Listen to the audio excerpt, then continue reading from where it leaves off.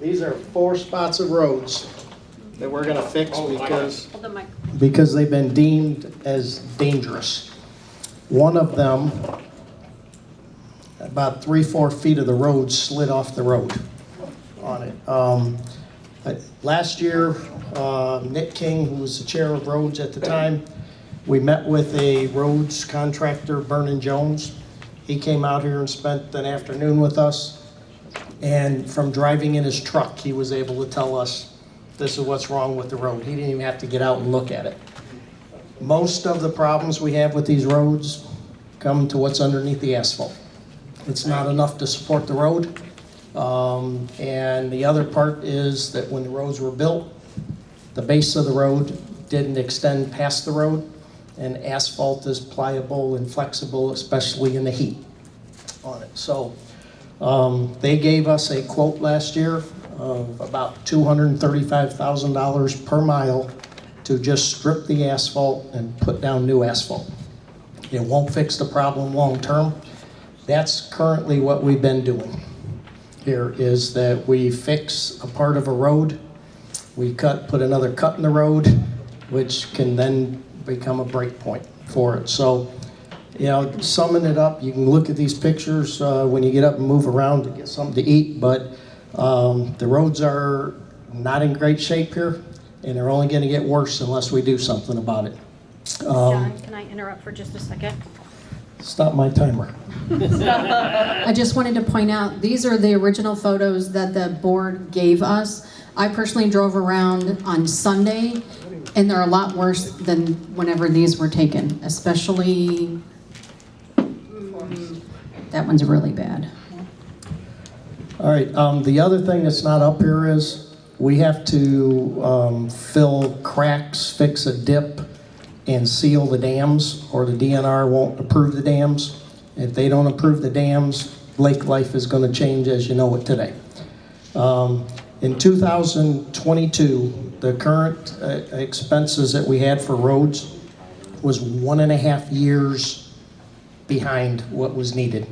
There were 32 worst of the worst damage spots identified by the roads committee. We had enough money to fix 6. Every year we fall further and further behind with the roads. A $200,000 a year roads budget doesn't even fix 1 mile of road in today's world. Some of the repairs that have been done over the past, you know, Denny is the one to credit for that EPA money, but some of the fixes have lasted, some of them have fallen apart in short order. You heard a gentleman's story of his particular street on it from that aspect. The other thing we faced in 2022 is the price of asphalt jumped 65%. So you got a lot less for what we had. So ultimately, as you heard from Martin, you know what? The roads are probably one of the most important things a prospective buyer is going to look at here. And if they're going to drive over these type of roads, don't think you're going to get the money out of your house. So the future with the roads are, if the assessment doesn't pass, that, and worse. But if this assessment passes, over the course of 10 to 12 years, we should be able to, will be able to redo all the roads in Raintree, all 40 miles of it. We'll be able to maintenance it. It should be approximately 3 miles of roads a year that will be done. So it's going to take about 10 to 12 years to get through it.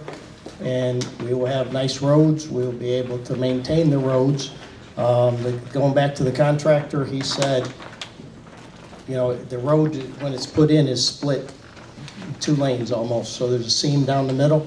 He's like, the seam will break apart if you don't fill it, don't seal it over the course of time from that. And I think if you didn't see these pictures up close, just drive down a road, and if it looks like it's got an alligator on it, the base underneath it is not supporting the road, and that road will eventually fall apart to these 2 pictures.